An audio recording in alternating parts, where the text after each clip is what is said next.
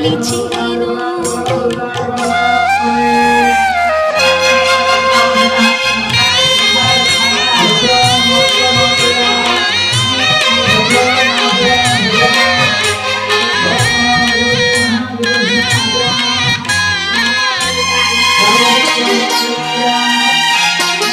ఆలయమంటి ఇల్లు తన అక్కున చేర్చెను నన్ను.